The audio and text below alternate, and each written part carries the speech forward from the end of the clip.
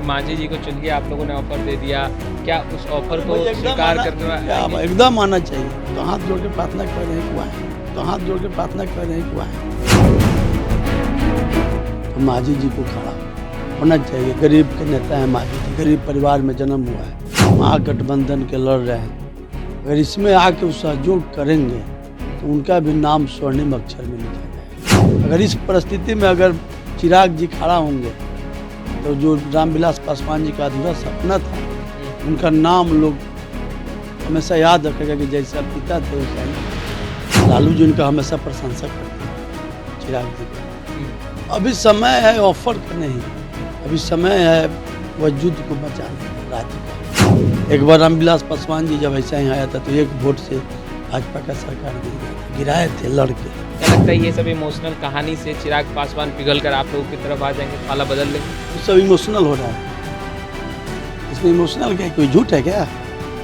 कोई गलत बात है, पढ़े लिखे आदमी है। नमस्कार, आप लाइव सीरीज देख रहे हैं, आपके साथ मैं हूं वसीम खान। देखिए, बिहार विधानसभा में फ्लोर टेस्ट से पहले बिहार की सियासत गर्म है। लगातार जिस तरीके से बिहार की सियासत में एक कर एक बयान निकल कर आ रहे हैं जो लगातार सवाल खड़े कर रहे हैं। जीतन राम मांझी ने सीएम के ऑफर की बात स्वीकार कर ली, वहीं अब चिराग पासवान भी जीतन राम मांझी के साथ खड़े दिखाई दे रहे हैं।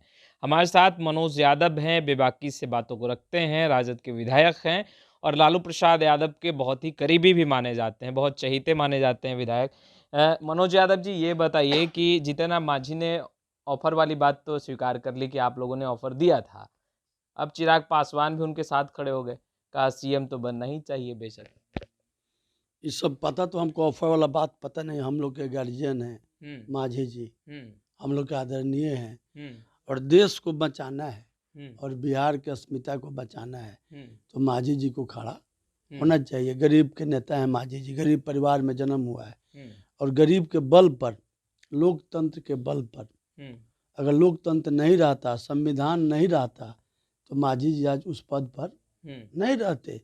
तो उस पर खतरा हो गया है, लोकतंत्र पर, संविधान पर, राज्य पर, देश पर। और उसमें आदरणीय लालू प्रसाद जी, तेजस्वी जी, सारे लोग महागठबंधन के लड़ रहे हैं। अगर इसमें आके वो सहयोग करेंगे तो उनका भी नाम स्वर्णिम अक्षर में लिखा जाएगा। चिराग पासवान का भी क्या लग रहा है, दिल बदल रहा है क्या? एकदम बदलना चाहिए। चिराग जी का नौजवान है, आदरणीय रामविलास पासवान जी के सुपुत्र हैं। गरीबी क्या होता है, लोकतंत्र क्या होता है, संविधान क्या होता है, उसके उदाहरण है रामविलास पासवान जी, स्वर्गीय रामविलास पासवान जी। अगर ये सब नहीं रहता तो देश में लोग नाम नहीं जानता। जब वही खत्म हो रहा है, लोकतंत्र ही नहीं बचेगा, जब संविधान ही नहीं रहेगा, ये सब हावी हो जाएगा, ऐसा परिस्थिति आया है। और रामविलास पासवान जी लड़ने के लिए जाने जाते हैं, हम लोग के गार्जियन है, उनका बहुत सम्मान है बिहार में। अगर इस परिस्थिति में अगर चिराग जी खड़ा होंगे तो जो रामविलास पासवान जी का अधूरा सपना था, उनका नाम लोग हमेशा याद रखेगा कि जैसा पिता थे वैसा ही पुत्र हैं। लेकिन उसके लिए परिस्थितियां ऐसी है कि तेजस्वी यादव के साथ चिराग खड़े होंगे, होना चाहिए। दोनों आदमी एक ही परिवार के हैं, एक ही सोच का लोग है, एक ही मिजाज का है। जब आदरणीय रामविलास पासवान जी के एक समय आया था विपरीत परिस्थिति, तो लालू प्रसाद यादव जी राज्यसभा बनाने में उनको बहुत मदद किए थे। जब भी आता है किसी पर भी, जब देश का बात होता है, राज्य का बात होता है, जो बहुजन के जो लीडर हैं बड़े बड़े, जब उन पर कोई दिक्कत आता है तो लालू जी तुरंत लाठी लेके खड़ा रहते हैं और सबको मदद करते हैं। महाअवघड़ दानी हैं, बड़े दिल वाले हैं, बहुत बड़े दयावान हैं। ऐसा ही होना चाहिए, जो बड़े लीडर होते हैं उनको ऐसा होना चाहिए। और ऐसा परिस्थिति आया है, जब देश पर विपरीत परिस्थिति आया था तो आडवाणी जी को लालू जी गिरफ्तार किए थे, संकोच नहीं किए कि राज रहेगा कि जाएगा। और राजपाट के लिए आदमी का जन्म नहीं हुआ है। अगर सामाजिक काम में आप आए हैं और जब नाम में लिखाया है कि हम फलना के लड़का हैं, चाहे फलना हैं, तो जब जरूरत आता है राज्य को, देश को, तो आदमी को मुकाबला करना चाहिए और सत्य का साथ देना चाहिए। जितना मांझी जी को तो सीएम का ऑफर दे दिया, चिराग जी को कौन सा ऑफर दीजिएगा? अरे क्या ऑफर देना है, उन्हीं का अपना घर है, साथे रहे भी हैं। लालू जी इनका हमेशा प्रशंसा करते हैं, चिराग जी का। अभी समय है ऑफर का नहीं, अभी समय है वजूद को बचाने का, राज्य का, देश का। जो आएगा उसका नाम बहुत ऊपर लिखाएगा, उसका मुनाफा राजनीति में, जो राजनीति का मुनाफा मतलब जो मर्याद होता है, जो प्रतिष्ठा होता है, बहुत दिनों तक बरकरार रहेगा।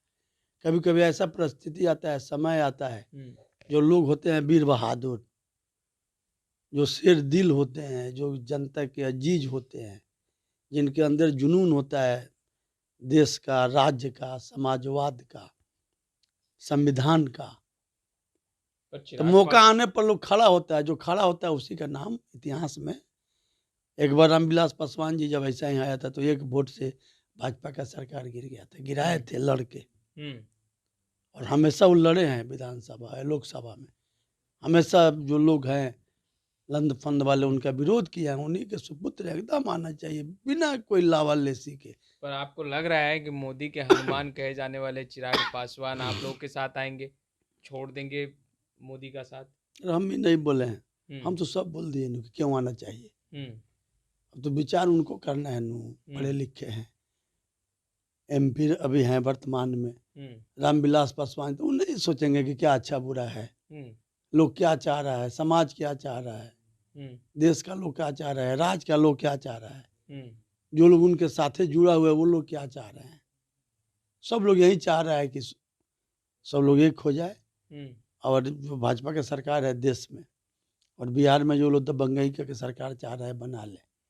अगर ये काम नहीं हो रहा है तो जो इसमें मदद करेगा उसका नाम स्वर्णिम अक्षर में जरूर जाएगा, और बिहार में और देश में लोग हमेशा उनको याद करेंगे, जो भी आएंगे इस लड़ाई में। जेडीयू कह रही है कि नीतीश कुमार अलर्ट मोड पर हैं, कोई भी विधायक पांव हिलाएंगे नहीं, एकदम जमा के बैठे हैं, भगदड़ तो होगी, कांग्रेस और राजद की तरफ से ही होना है।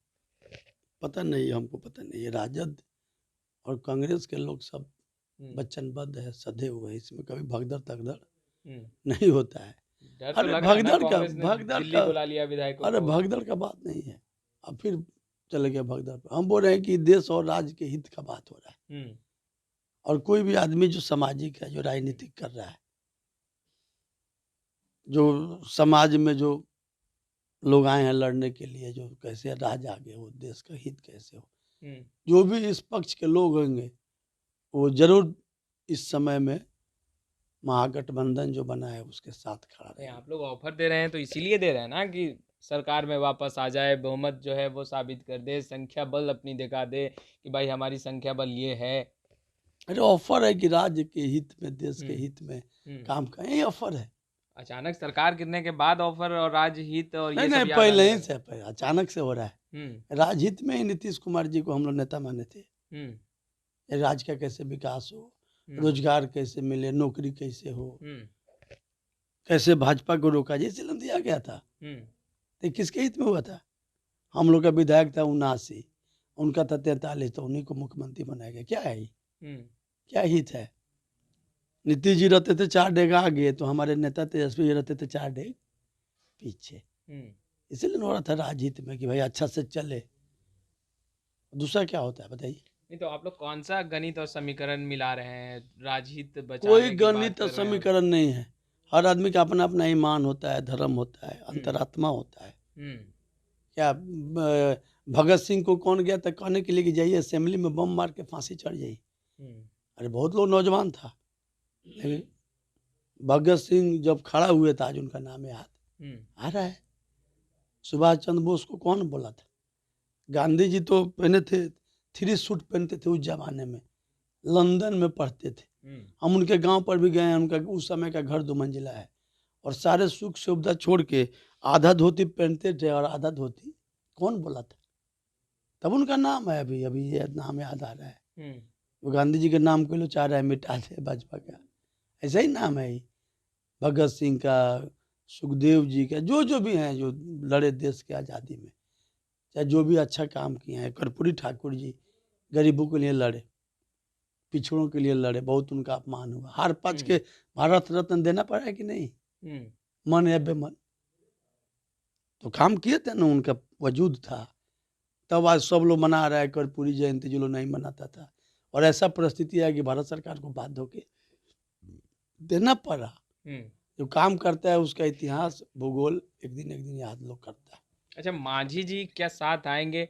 लग रहा है परिस्थितियां वो भी बन रही है कि मांझी जी को चलिए आप लोगों ने ऑफर दे दिया, क्या उस ऑफर अरे को भाई एकदम स्वीकार आना, करते हुए क्या आएंगे? एकदम आना चाहिए। हम तो हाथ जोड़ के प्रार्थना कर रहे हैं कि वो आए।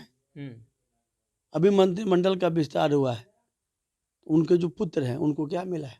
हम्म ये विभाग है। पहले भी इसी विभाग के तो मंत्री रहे। उससे क्या था, पहले थे तो मेरा वही विभाग केवल मिलेगा हम्म और सब विभाग दूसरों को मिलेगा। ये लोग कितना सम्मान कर रहे हैं सो दिखाई नहीं पड़ रहा है। हम्म अच्छा, आप जो इमोशनल स्टोरी सुना रहे हैं, कहानी सुना रहे हैं, स्वर्गीय रामविलास पासवान को लालू प्रसाद यादव ने मदद की, राज्यसभा भेजा, क्या लगता है ये सब इमोशनल कहानी से चिराग पासवान पिघल कर आप लोगों की तरफ आ जाएंगे, पाला बदल लेंगे? ये सब इमोशनल हो रहा है। इसमें इमोशनल क्या है? कोई झूठ है क्या? कोई गलत बात है? पढ़े लिखे आदमी है, कोई नहीं, ऐसा तो नहीं सही है कि आप, अगर सही भी है तो ये अरे इमोशनल क्या कहानी से गलत चिराग है? छूट जाएंगे। इमोशनल क्या होता है? हम्म परिस्थिति के अनुसार खड़ा होना पड़ता है। इसमें इमोशनल का क्या बात है? हम्म अपना समय पर आपको निर्णय लेना पड़ता है। हम्म जब लड़ाई होता है महाभारत का, हम्म तो पक्ष और विपक्ष तो होता है और आपको एक पक्ष में खड़ा होना पड़ेगा। हम्म और किस पक्ष में खड़ा हो रहे हैं? तो जितना भोला भाला लोग है जो देश के और राज्य के, सब लोग देखता है कि कौन आदमी किधर खड़ा हो रहा है। उसका खमियाजा आज न कल तो उसको लोग, जनता भुगताती है। जो गलत करता है उसको, हम हो या कोई हो। अच्छा, लालू तेजस्वी अचानक चुप क्यों हो गए? चुप का क्या बात है? छुप क्यों हो जाता है? इसमें क्या हम लोग झगड़ा करें, क्या मारा मारी नहीं, करें? ईडी के अधिकारियों ने पूछताछ किया और उसके बाद से अब तक ना ही राज्य हित के लिए कोई बयान या ना ही सरकार को लेकर के कोई बयान। बयान नहीं आया था तेजस्वी जी का? हम्म नहीं सुने थे बयान? हम्म वो तो तुरंत बयान दिए थे और रोज रोज बयान दिया। जब आप लोग आ रहे हैं तो हम लोग बयान दे रहे हैं मन बेमन, हम्म जबकि हम लोग को बयान देने का उतना नहीं था। ऊपर से ऑर्डर मिला है, नहीं बोलना है। हाँ, क्या बोलना है? तो हम लोग को कम में बोलना चाहिए। हम्म आप लोग आ जाते हैं, आप बुलवा लेते हैं तो क्या करें? हम्म तो क्या बयान देना है? काम करना है, खाली बयान देने से हो जाएगा? हम्म नहीं तो काम करने वाले लोग हैं। ज़्यादा बयान लोग भाजपा का देता है। ऊपर से मना किया गया है क्या कि कुछ बोलना नहीं है, बस खेले का इंतजार कीजिए, खेल होना है? अरे फिर खेल, हम कई बार बोले खेल हो गया, फिर होना क्या है? हम्म खेल कोई बाकी है एक क्या? खेल तो और कहे मैं तेजस्वी यादव 2024 तक जेडीयू को खत्म कर अरे देंगे, भैया, खेल असली खेल हो शुरू गया। होगा। असली खेल हो गया कि नेता हमारे हैं, उनका इमेज जनता में बढ़ गया है।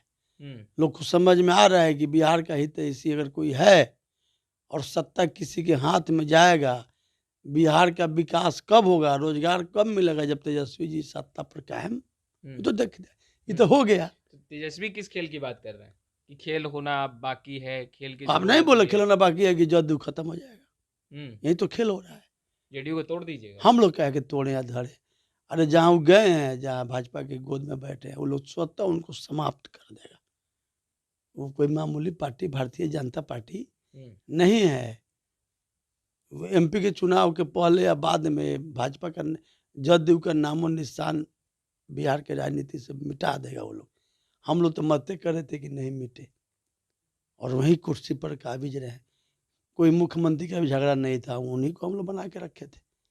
पता नहीं ऐसा क्या परिस्थिति है कि सब दिन देखना पड़ रहा है। तो आपने सुना मनोज यादव को, खैर चिराग पासवान को भी साथ आने के लिए कह रहे हैं। जीतन राम मांझी को तो ऑफर ही मिल चुका है। अब कुछ ही दिन बाकी है जब बिहार विधानसभा में फ्लोर टेस्ट होना है। महागठबंधन भी तैयारी में है।